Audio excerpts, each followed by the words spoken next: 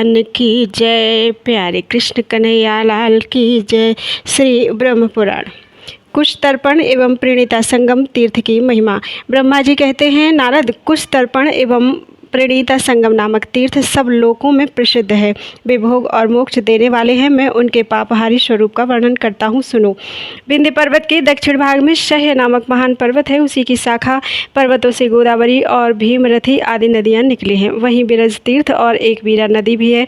उस पर्वत की महिमा का कोई वर्णन नहीं कर सकता। उसी सह्यगिरि के पावन प्रदेश में जो वृत्तांत घटित हुआ था वह गोपनीय से भी गोपनीय है। साक्षात वेद में उसका वर्णन है। उसे देवता, मुनि, पितर और असुर भी नहीं जानते। वही गुह्य रहस्य आज मैं तुम्हारी प्रसन्नता के लिए प्रकट करता हूँ। वह श्रवण मात्र से संपूर्ण अभीष्ट वस्तुओं को देने वाला है। जो अव्यक्त एवं अक्षर परमात्मा है उसे परम पुरुष जानना चाहिए। वही जब प्रकृति से संयुक्त होता है तब क्षर एवं अपर कहलाता है। पुरुष पहले निराकार से साकार रूप में प्रकट हुआ, फिर उससे जल की उत्पत्ति हुई, जल से पुरुष का प्रादुर्भाव हुआ, फिर जल और पुरुष से कमल प्रकट हुआ, उस कमल से मेरी उत्पत्ति हुई। मुने, पृथ्वी, जल, अग्नि, वायु और आकाश, ये 5 तत्व मुझसे पहले एक ही समय में प्रकट हुए थे। मैंने उत्पन्न होने पर सबसे पहले इन्हीं को देखा और कोई स्थावर जंगम भूत मेरे देखने में नहीं आए। उस समय वेद नहीं प्रकट हुए थे। दूसरी कोई वस्तु ही मैंने नहीं देखी। अधिक क्या कहूँ, जिनसे स्वयं मेरी उत्पत्ति हुई उनको भी मैं नहीं देख सका। उस समय मैं मौन बैठा था। इतने में ही उत्तम आकाशवाणी सुनाई दी, ब्रह्मन, तुम स्थावर और जंगम जगत की सृष्टि करो। नारद, यह आकाशवाणी सुनकर मैंने कहा, कैसे सृष्टि करूँगा, कहाँ सृष्टि करूँगा और किस साधन से इस जगत की सृष्टि करूँगा। आकाशवाणी ने पुनः उत्तर दिया, ब्रह्मन, यज्ञ करो, इससे तुम्हें शक्ति प्राप्त होगी। यज्ञ ही विष्णु है, यह सनातन श्रुति का कथन है। यज्ञ करने वालों के लिए इस लोक और परलोक में कौन सी वस्तु असाध्य है। मैंने फिर पूछा, कहाँ और किस वस्तु से यज्ञ करूं। पुनः आकाशवाणी सुन पड़ी, कर्म भूमि में यज्ञेश्वर यज्ञ पुरुष का यजन करो। स्वयं पुरुष ही तुम्हारे यज्ञ के साधन होंगे, तुम उन्हीं से उनका यजन करो। यज्ञ, स्वाहा, स्वधा, मंत्र, ब्राह्मण और हविष्य आदि सब कुछ श्री हरि ही हैं, उन्हीं से सबकी प्राप्ति होती है। नारद, उस समय भागीरथी, नर्मदा, यमुना, तापी, सरस्वती, गौतमी, समुद्र, नद, सरोवर तथा अन्य निर्मल सरिताएं नहीं थी। अतः मैंने पूछा, कर्म भूमि कहाँ है। आकाशवाणी से उत्तर मिला, मेरुगिरी के दक्षिण हिमालय, विंध्य और शह्य से भी दक्षिण जो प्रदेश है उन्हें कर्म भूमि कहते हैं। वह सबके लिए सर्वदा कल्याण का उदय करने वाली है। यह सुनकर मैंने मेरुगिरी को त्याग दिया और सह्यगिरि के समीप आकर सोचने लगा, कहाँ ठहरूं। इतने में ही फिर आकाशवाणी हुई, इधर आओ, यहीं रहो और बैठकर यज्ञ का संकल्प करो। संकल्प करने के बाद संपूर्ण वेद प्रकट होंगे। फिर वे जो कुछ भी कहें वही करो। तदनंतर इतिहास, पुराण तथा अन्य जो भी वांग्मय शास्त्र हैं वह मेरे मुख में स्वतः आ गया और मुझे उसका स्मरण होने लगा। तत्काल ही संपूर्ण वेदार्थ भी मुझे ज्ञात हो गया। तब मैंने लोक विख्यात पुरुष सूक्त का स्मरण किया। वेद में जो यज्ञ की सामग्री बताई गई थी उसके अनुसार ही मैंने उसकी कल्पना की। वेदोक्त प्रकार से ही यज्ञ पात्र भी कल्पित हुए। मैंने जहाँ पवित्रता और संयम पूर्वक बैठकर यज्ञ की दीक्षा ग्रहण की वह मेरे यज्ञ का स्थान मेरे ही नाम से प्रसिद्ध हुआ। वह ब्रह्मगिरि कहलाने लगा। ब्रह्मगिरि से पूर्व की ओर 84,000 योजन तक मेरे यज्ञ का स्थान है। उस भूमि के मध्य भाग में वेदी थी तथा दक्षिण भाग में गार्हपत्य अग्नि की स्थापना हुई। इसी प्रकार एक ओर आहवनीय अग्नि की प्रतिष्ठा की गई। श्रुति में यह कहा है कि बिना पत्नी के यज्ञ सिद्ध नहीं होता। इसलिए मैंने शरीर के 2 भाग किए। पूर्वार्ध से मेरी पत्नी प्रकट हुई जो यज्ञ सिद्धि के लिए सहधर्मिणी बनी। उत्तरार्ध से मैं स्वयं पुरुष रूप में स्थित हुआ। श्रुति भी कहती है, अर्धो जाया, अर्थात पत्नी आधा अंग है। नारद, मैंने वसंत ऋतु को उत्तम घृत बनाया, ग्रीष्म से ईंधन का काम लिया, शरद ऋतु को हविष्य बनाया, वर्षा को कुश के स्थान में रखा। 7 छंद, 7 परिधि हुए। कला, काष्ठा और निमेष ये क्रमशः समिधा, पात्र और कुश माने गए। जो अनादि और अनंत काल है वही यूप के रूप में कल्पित हुआ। इसके बाद पशु बांधने के लिए रस्सी की आवश्यकता हुई। सत्व आदि तीनों गुण ही रस्सी की जगह काम आए, किंतु उसमें बांधने के लिए पशु का अभाव था। तब मैंने आकाशवाणी से कहा, बिना पशु के यह यज्ञ पूर्ण नहीं हो सकता। उत्तर मिला, पुरुष सूक्त से परम पुरुष की स्तुति करो। बहुत अच्छा कहकर मैंने अपने जन्मदाता देवाधि जनार्दन का भक्तिपूर्वक पुरुष सूक्त के मंत्रों द्वारा स्तवन किया। उस समय फिर आकाशवाणी हुई, ब्रह्मन तुम मुझे ही पशु बनाओ। मैं समझ गया ये मेरे जन्मदाता अविनाशी पुरुष हैं। मैंने त्रिगुणमयी डोरियों से कालयूप के पार्श्व भाग में उन्हें बांध दिया। सबसे पहले प्रकट हुए पुरुष रूपी पशु का जो कुशों पर विराजमान थे प्रोक्षण किया। इसी समय पुरुष से ये सब वस्तुएं प्रकट हुई। उनके मुख से ब्राह्मण, भुजाओं से क्षत्रिय, मुख से इंद्र और अग्नि, प्राण से वायु, कान से दिशाएं तथा मस्तक से संपूर्ण स्वर्गलोक की उत्पत्ति हुई। मन से चंद्रमा, नेत्र से सूर्य, नाभि से अंतरिक्ष, दोनों जांघों से वैश्य और चरणों से शूद्र तथा पृथ्वी का प्राकट्य हुआ। रोमकूपों से ऋषि और केशों से औषधियाँ प्रकट हुई। नखों से ग्रामीण तथा जंगली पशु प्रकट हुए। पायु और उपस्थ से कृमि, कीट एवं पतंग आदि का जन्म हुआ। इनके सिवा जो कुछ भी स्थावर जंगम तथा दृश्य अदृश्य जगत है वह सब पुरुष से प्रकट हुआ। इसी समय भगवान की दैवी वाणी ने पुनः मुझसे कहा, ब्रह्मन सब पूरा हो गया, मनोवांछित सृष्टि उत्पन्न हुई। इस समय जितने पात्र हैं उन सबकी अग्नि में आहुति कर दो। युग, प्रणीता, कुश, ऋत्विक, यज्ञ, श्रुवा, पुरुष और पास सबका विसर्जन कर दो। आकाशवाणी के इतना कहते ही मैंने क्रमशः गार्हपत्य, दक्षिणाग्नि तथा आहवनीयाग्नि में हवन किया। प्रत्येक होम में विश्व की उत्पत्ति के कारणभूत पुरुष का ध्यान किया। लोककर्ता जगन्नाथ भगवान विष्णु शुक्ल रूप धारण करके आहवनीयाग्नि में स्थित हुए, श्याम रूप में दक्षिणाग्नि में और पीत रूप से गार्हपत्य अग्नि में स्थित हुए। उन सभी देशों में भगवान विष्णु का नित्य निवास है। कोई ऐसा स्थान या वस्तु नहीं है जहाँ विश्व योनि भगवान विष्णु न हो। उस यज्ञ में मंत्रों द्वारा मैंने प्रणीता पात्र का भी संपादन किया था। वह प्रणीता का जल ही प्रणीता नदी के रूप में परिणत हुआ। फिर कुशों से मार्जन करके प्रणीता का मैंने विसर्जन कर दिया। मार्जन करते समय जो प्रणीता के जल की बूंदें इधर उधर गिरी वे गुणवान तीर्थों के रूप में प्रकट हुई। वे तीर्थ स्नान करने से यज्ञ के फल देने वाले हैं। देवादिदेव भगवान विष्णु ने जिसे सदा सुशोभित किया है वह गौतमी वैकुंठ धाम पर पहुँचने के लिए सीढ़ियों की पंक्ति है। सम्मार्जन करने के बाद जहाँ कुश इस पृथ्वी पर गिरे थे वह स्थान कुशतर्पण नामक तीर्थ हुआ जो बहुत पुण्य फल देने वाला है। मैंने विंध्य पर्वत के उत्तर जहाँ यूप खड़ा किया था वह स्थान भगवान विष्णु का आश्रय बना तथा वह यूप अक्षय वट के रूप में परिणत हुआ। वह वृक्ष नित्य एवं काल स्वरूप है और स्मरण करने मात्र से यज्ञ का पुण्य देने वाला है। मेरे यज्ञ का मुख्य स्थापन यह दंडकारण्य है। जब यज्ञ पूरा हुआ तब मैंने भक्तिपूर्वक भगवान विष्णु को प्रसन्न किया जिन्हें वेद में विराट कहते हैं, जिनसे मूर्तिमान जगत की उत्पत्ति हुई है तथा जिनसे मेरा जन्म हुआ है। उन देव देवेश्वर भगवान विष्णु की आराधना करके मैंने उनका विसर्जन कर दिया। नारद, मेरे देव यजन का स्थान 24 योजन है। आज भी वहाँ 3 कुंड हैं जो यज्ञेश्वर स्वरूप है। तभी से वह स्थान मेरे देव यजन के नाम से प्रसिद्ध हुआ। वहाँ रहने वाले जो कीड़े मकोड़े आदि हैं वे भी अंत में मोक्ष के भागी होते हैं। दंडकारण्य धर्म और मोक्ष का बीज बताया जाता है। विशेषता वह प्रदेश जिसे गौतमी गंगा ने स्पर्श किया है अधिक पुण्यमय हो गया है। प्रणीता संगम तथा कुशतर्पण तीर्थ में जो स्नान और दान आदि करते हैं वे परम पद को प्राप्त होते हैं। उनके वृत्तांत का स्मरण, पठन अथवा भक्तिपूर्वक श्रवण भी मनुष्यों की समस्त कामनाओं को पूर्ण करने वाला है और भोग और मोक्ष को देने वाला है। मुने, कुशतर्पण तीर्थ काशी से भी उत्तम है। चराचर जगत में इसके समान दूसरा कोई भी तीर्थ नहीं है। इसके स्मरण मात्र से ब्रह्म हत्या आदि पापों का नाश हो जाता है। नारद, यह तीर्थ इस पृथ्वी पर स्वर्ग का द्वार बताया जाता है। बोलो वृंदावन बिहारी लाल की जय। सारस्वत तथा चिचिक तीर्थ का महात्म्य। ब्रह्मा जी कहते हैं, सारस्वत नामक तीर्थ समस्त अभीष्ट वस्तुओं के साथ भोग और मोक्ष को भी देने वाला है। वह मनुष्यों के सब पापों का नाशक, समस्त रोगों को दूर करने वाला और संपूर्ण सिद्धियों का दाता है। नारद, उसके महात्म्य का वृत्तांत विस्तार पूर्वक सुनो। पुष्पोत्कट से पूर्व और गौतमी के दक्षिण तट पर एक विश्वविख्यात पर्वत है जिसे शुभ्रगिरि कहते हैं। शाकल्य नाम से प्रसिद्ध एक परम निष्ठावान मुनि उस पुण्यमय शुभ्र पर्वत पर उत्तम तपस्या कर रहे थे। गौतमी के तट पर रहकर तपस्या करने वाले उन श्रेष्ठ ब्राह्मण को सभी भूतगण प्रतिदिन प्रणाम और उनका स्तवन किया करते थे।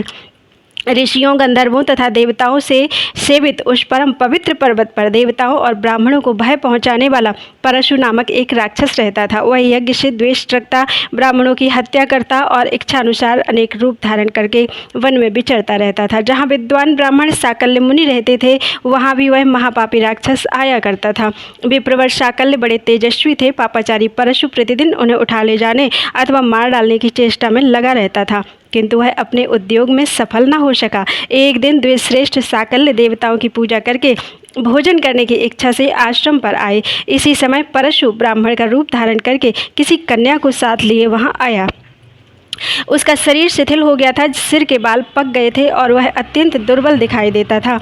उसने साकल्य से कहा, ब्राह्मण, आप मुझे और इस कन्या को भोजनार्थी जानिए। मानद हम लोग आतिथ्य के समय पर आए हैं, आप कृतकृत्य हो गए। इस संसार में वे ही धन्य हैं जिनके घर से अतिथि अपनी अभिलाषा को पूर्ण करके निकलते हैं। जो अतिथि सत्कार नहीं करते वे जीते हुए भी मृतक के समान हैं। जो भोजन के लिए बैठकर भी अपने लिए बने हुए अन्न को अतिथि के लिए दे देता है, उसने मानो पृथ्वी का दान कर दिया।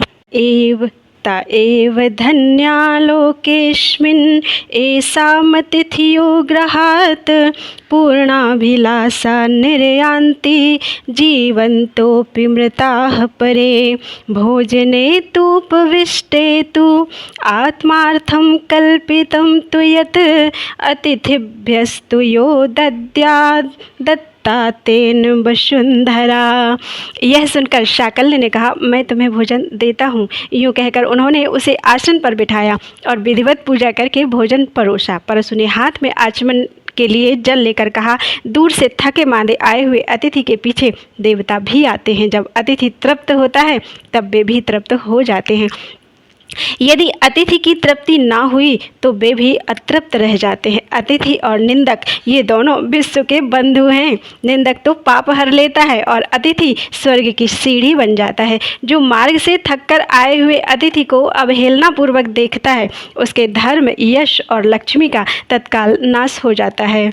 अतिथिश्चापवादी चा द्वावेतौ विश्व बांधवौ अपवादी हरेत पापम अतिथि स्वर्ग संक्रमः अभ्यागतं पथि श्रान्तं सावज्ञं योऽभिवीक्षते तत्क्षणादेव नश्यन्ति तस्य धर्म यशः श्रियम्।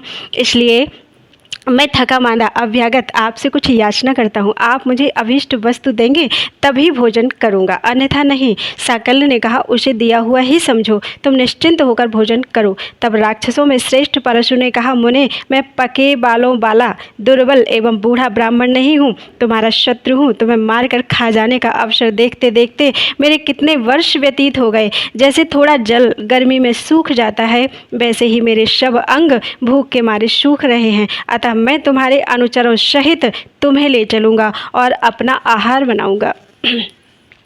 परशु का यह कथन सुनकर साकल्य ने कहा, जो उत्तम कुल में उत्पन्न हुए हैं और जिन्हें संपूर्ण शास्त्रों का ज्ञान है, उनकी की हुई प्रतिज्ञा कभी झूठी नहीं होती। अतः सखे, तुम्हें जैसा उचित जान पड़े करो। तथापि मेरी एक बात सुन लो, क्योंकि श्रेष्ठ पुरुषों का कर्तव्य है कि जो मारने को उद्यत हों उनसे भी हित की ही बात कहे। यह बात ध्यान में रखो कि मैं ब्राह्मण हूँ, मेरा शरीर वज्र के समान कठोर है और भगवान श्रीहरि मेरी सब ओर से रक्षा करते हैं। भगवान विष्णु मेरे पैरों की रक्षा करें, देव जनार्दन मेरे मस्तक की, भगवान बारह दोनों भुजाओं की, कूर्मराज पृष्ठभाग की, कृष्ण हृदय की, नरसिंह जी अंगुलियों की, वाणी के अधीश्वर मुख की, गरुण वाहन नेत्रों की, धनेश दोनों कानों की और भगवान भाव सब ओर से मेरी शरीर की रक्षा करें। नाना प्रकार की आपत्तियों में एकमात्र साक्षात भगवान नारायण ही मेरे लिए शरण हैं।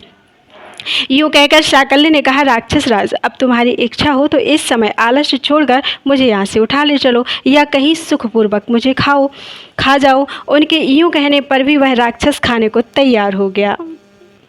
सच है, पापी के हृदय में करुणा का एक कण भी नहीं होता। बड़ी बड़ी दाढ़ें और विकराल मुख बनाए जब वह ब्राह्मण के समीप पहुंचा, तब उन्हें देखकर बोला, विप्रवर, तुमको तो शंख चक्र और गदा हाथ में लिए देखता हूँ। तुम्हारे सहस्रों चरण, सहस्रों मस्तक, सहस्रों नेत्र और सहस्रों हाथ हैं। तुम सर्वव्यापी दिखाई देते हो, संपूर्ण भूतों के एकमात्र निवास हो। तुम्हारा स्वरूप छंदोमय है। तुम जगन्मय हो। इस रूप में आज मैं तुम्हें देखता हूँ। तुम्हारा पहला शरीर इस समय नहीं है, इसलिए मैं तुमसे प्रार्थना करता हूँ, अब तुम ही मुझे शरण दो। महामते, मुझे ज्ञान प्रदान करो और ऐसा कोई तीर्थ बताओ जो मेरे पापों से उद्धार करने वाला हो। ब्राह्मण, महापुरुषों का दर्शन निष्फल नहीं होता, भले ही वह द्वेष अथवा अज्ञान से ही क्यों ना हुआ हो। लोहे का पारसमणि से प्रसंग या प्रमाद से भी स्पर्श हो जाए तो भी वह उसे सोना ही बनाता है। महतां दर्शनं ब्रह्मात् जायते नहि निष्फलं, द्वेषात् ज्ञानतो वापि प्रसंगाद्वा प्रमादतः। अयशः स्पर्श संस्पर्शो रुक्मत्वायैव जायते। राक्षस का यह वचन सुनकर साकल्य को बड़ी दया आई। वे बोले, दैत्यराज, तुम्हें शीघ्र ही सरस्वती का वरदान प्राप्त होगा। इससे तुम में भगवत स्तवन की शक्ति आ जाएगी। फिर तुम भगवान जनार्दन की स्तुति करना। मनोवांछित वस्तु की प्राप्ति के लिए श्री नारायण की स्तुति के सिवा दूसरा कोई साधन नहीं है। बहुत अच्छा कहकर परशु त्रिभुवन पावनी गंगा के तट पर गया और स्नान करके पवित्र होकर गंगा जी की ओर मुंह करके खड़ा हो गया। उसी समय उसने देखा साकल्य मुनि के कथनानुसार जगत जननी सरस्वती सामने खड़ी हैं। उनका रूप दिव्य है। उन्होंने दिव्य चंदन का लेप कर रखा है। संसार की जड़ता दूर करने वाली जगन्माता जगदम्बा भुवनेश्वरी का दर्शन करके परशु ने विनीत भाव से कहा, देवी, मेरे गुरु शाकल्य ने कहा है कि तुम लक्ष्मीकांत भगवान गरुण ध्वज की स्तुति करो। आपके प्रसाद से वह शक्ति मुझे प्राप्त हो जाए, ऐसी कृपा कीजिए। सरस्वती ने कहा, तथास्तु। उनकी कृपा से शक्ति पाकर परशु ने भगवान जनार्दन की भांति भांति के वचनों द्वारा स्तुति की। इससे भगवान श्रीहरि बहुत संतुष्ट हुए। उन कृपा सिंधु ने राक्षस को वरदान दिया, तुम्हारे सब मनोरथ पूर्ण होंगे। इस प्रकार शाकल्य मुनि, गौतमी गंगा, सरस्वती देवी तथा भगवान नरसिंह के प्रसाद से वह राक्षस महापापी होने पर भी स्वर्गलोक में चला गया। जिनके चरण कमलों में संपूर्ण तीर्थों का निवास है, उन सारंग धनुषधारी भगवान विष्णु की कृपा का यही फल है। तब से वह तीर्थ सारस्वत नाम से विख्यात हुआ। वहाँ स्नान और दान करने से मनुष्य श्री विष्णु लोक में प्रतिष्ठित होता है। चिचिक तीर्थ सब रोगों का नाश, सब प्रकार की चिंताओं का निवारण और मनुष्यों को सब प्रकार से शांति का दान करने वाला है। उस तीर्थ के स्वरूप का वर्णन करता हूँ। पूर्वोक्त शुभ्रगिरि पर, जहाँ गौतमी के उत्तर तट पर भगवान गदाधर विराजमान है, पक्षियों का राजा चिचिक रहता था। उसी को भेरुंड भी कहते हैं। वह मांसाहारी पक्षी सदा उस पर्वत पर ही रहता था। वहाँ नाना प्रकार के फूल और फलों से लदे हुए तथा सभी ऋतुओं में फूलने वाले वृक्ष व्याप्त थे। श्रेष्ठ ब्राह्मण भी उस पर्वत के शिखर पर निवास करते थे। गौतमी गंगा से उस पर्वत की शोभा और भी बढ़ गई थी। इस प्रकार वह शुभ्रगिरि विविध गुणों से संपन्न और अनेकों मुनि जनों से घिरा हुआ था। एक दिन पूर्व देश के राजा पवमान, जो क्षत्रिय धर्मपरायण श्री छप्पन और देवताओं तथा ब्राह्मणों के रक्षक थे, बहुत बड़ी सेना और पुरोहित के साथ वन में आए। वन में घूमते घूमते थक कर किसी समय वे एक वृक्ष के नीचे आए जो गौतमी के तट पर था। बहुत से पक्षी उस वृक्ष पर निवास करते थे। वहां पहुंचकर राजा ने चिचिक पक्षी को देखा, जिसके 2 मुँह थे। वह स्थूलकाय और सुंदर था। उसे चिंता में निमग्न देखकर राजा ने पूछा, तुम 2 मुख वाले पक्षी के रूप में कौन हो? चिंतित से दिखाई देते हो। यहाँ तो कोई भी दुख से पीड़ित नहीं है, फिर तुम कैसे कष्ट पा रहे हो? राजा के इस प्रश्न से पक्षी का मन कुछ आश्वस्त हुआ। उसने बारंबार लंबी सांसें खींचकर धीरे धीरे कहा, राजन, मुझसे ना तो दूसरों को भय है और न दूसरों से मुझे भय की आशंका है। यह पर्वत भांति भांति के फूलों और फलों से भरा हुआ है। अनेकानेक मुनि यहाँ निवास करते हैं, फिर भी यह पर्वत मुझे सूना ही दिखाई देता है। अतः मैं अपने लिए शोक करता हूँ। मुझे ना तो यहाँ कुछ सुख मिलता है और ना मेरी कभी तृप्ति ही होती है। इतना ही नहीं, मैं निद्रा, विश्राम और शांति से भी वंचित हूँ। 2 मुख वाले पक्षी की यह बात सुनकर राजा को बड़ा विस्मय हुआ। उन्होंने पूछा, तुम कौन हो? तुमने कौन सा पाप किया है और क्यों तुम्हें यह पर्वत सूना दिखाई देता है? यहाँ रहने वाले प्राणी तो एक मुख से ही तृप्त हो जाते हैं, तुम्हारे तो 2 मुख हैं। तुम्हें क्यों नहीं तृप्ति होती? तुमने इस जन्म में अथवा पूर्व जन्म में कौन सा पाप किया है? ये सब बातें मुझसे सच सच बताओ, मैं तुम्हें महान भय से बचाऊंगा। चिचिक ने पुनः लंबी सांस लेकर राजा से कहा, महाराज, मैं तुम्हें अपने पूर्व जन्म का वृत्तांत सुनाता हूँ, सुनो। पूर्व जन्म में मैं वेद वेदांगों में पारंगत श्रेष्ठ ब्राह्मण था। उत्तम कुल में मेरा जन्म हुआ था और अच्छे पंडित के रूप में मेरी प्रसिद्धि थी, किंतु मैं सबका कार्य बिगाड़ने वाला था और कलह प्रिय था। लोगों के मुंह पर कुछ और कहता था तथा पीठ पीछे कुछ और कहता था। उन्नति देखकर सदा दुखी होता था और दूसरों की उन्नति देखकर सदा दुखी होता था और माया फैलाकर संसार को ठगा करता था। मैं कृतघ्न, असत्यवादी, परनिंदा, कुशल, मित्रद्रोही, स्वामी द्रोही, गुरुद्रोही, दंभाचारी और अत्यंत निर्दय था। मन, वाणी और क्रिया द्वारा बहुत लोगों को कष्ट पहुंचाता था। दूसरों की हिंसा करना ही मेरा सदा का मनोरंजन था। स्त्री पुरुष के जोड़े में फूट डाल देना, समूह के समूह का विनाश करना, मर्यादा तोड़ना आदि को कर दुष्कर्म मैं बिना विचारे किया करता था। विद्वान पुरुष की सेवा से दूर ही रहता था।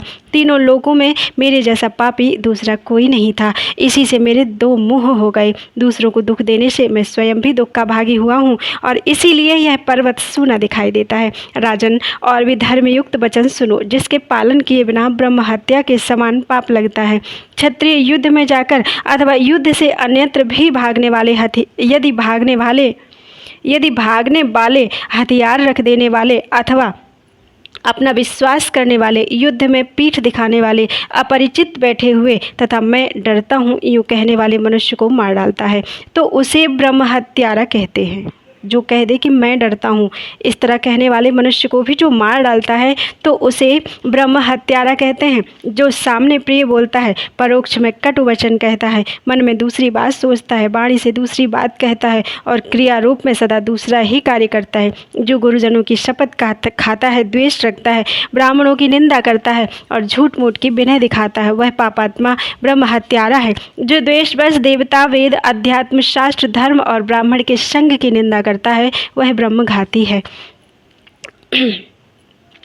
प्रत्यक्षे च प्रियं वक्ति परोक्षे परुषाणि च अन्यद् धृति वचस्यन्ते करोत्ये अन्यत् सदैव यः गुरूणां शपथं कर्ता द्वेष्टा ब्राह्मण निंदकः मिथ्या विनीतः पापात्मा स तु स्यात् ब्रह्मघातकः।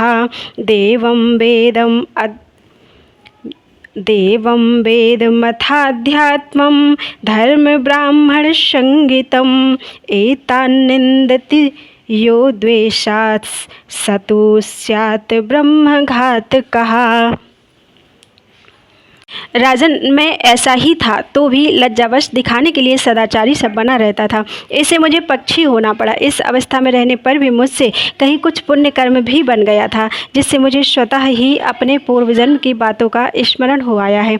चिच्चिक की बात सुनकर राजा पवमान को बड़ा आश्चर्य हुआ। उन्होंने कहा, किस कर्म से तुम्हारी मुक्ति होगी? उसने कहा, सुव्रत, गौतमी के उत्तर तट पर गदाधर नामक तीर्थ है, वहीं मुझे ले चलो। वह तीर्थ परम पवित्र और सब पापों का नाश करने वाला है। मैंने बड़े बड़े मुनियों से सुना है कि वह सब अभीष्ट वस्तुओं को देने वाला है। गौतमी गंगा तथा भगवान विष्णु के सिवा दूसरा कोई क्लेशों का नाश करने वाला नहीं है। मैं चाहता हूँ सर्वतो भावेन उस तीर्थ का दर्शन करूँ, किंतु मेरे प्रयत्न से यह कभी संभव नहीं है। भला पापियों को मनोवांछित वस्तु की प्राप्ति कैसे हो सकती है? वीर, मैं यत्न करने पर भी उस तीर्थ का दर्शन नहीं कर पाता। यह कार्य मेरे लिए अत्यंत दुष्कर है। तुम्हारी कृपा हो तो मैं भगवान गदाधर का दर्शन कर सकता हूँ। भगवान करुणा के सागर हैं, वे बिना बताए ही सबके दुखों को जानते हैं। उनका दर्शन कर लेने पर पुनः मनुष्यों को सांसारिक क्लेश का अनुभव नहीं करना पड़ता। राजन, मैं तुम्हारे प्रसाद से भगवान का दर्शन करते ही स्वर्गलोक को चला जाऊंगा। पक्षी के यूं कहने पर राजा पवमान ने उसे उठा लिया और उसे ले जाकर उसे गौतमी गंगा तथा भगवान गदाधर का दर्शन कराया। चिच्चिक ने स्नान करके त्रैलोक के पावनी गंगा से कहा, माता गौतमी, तुम तीनों लोगों को पवित्र करने वाली हो। मनुष्य जब तक तुम्हारा दर्शन नहीं करता तभी तक इस लोक और परलोक में पातकी कहलाता है। यद्यपि मैंने सब प्रकार के पाप किए हैं तो भी अब तुम्हारी शरण में आया हूँ, मेरा उद्धार करो। तुम भगवान विष्णु के चरण कमलों से निकली हो। संसार के प्राणियों की तुम्हारे सिवा कहीं कोई भी गति नहीं है। पक्षी का अंतःकरण श्रद्धा से शुद्ध हो गया था, उसने एकमात्र गंगा की शरण ली और गंगे मेरी रक्षा करो इस प्रकार कहते हुए स्नान किया। तदनंतर भगवान गदाधर को प्रणाम करके राजा पवमान से विदा लेकर पर्वत निवासियों के देखते देखते वह स्वर्ग में चला गया। पवमान भी अपनी सेना के साथ अपने नगर को लौट गए। तब से वेदवेत्ता विद्वानों ने उस तीर्थ का नाम पवमान तीर्थ, चिचिक तीर्थ और गदाधर तीर्थ रख दिया। उस तीर्थ में किया हुआ पुण्य कर्म कोटि कोटि गुना हो जाता है। बोलो वृंदावन बिहारी लाल की जय।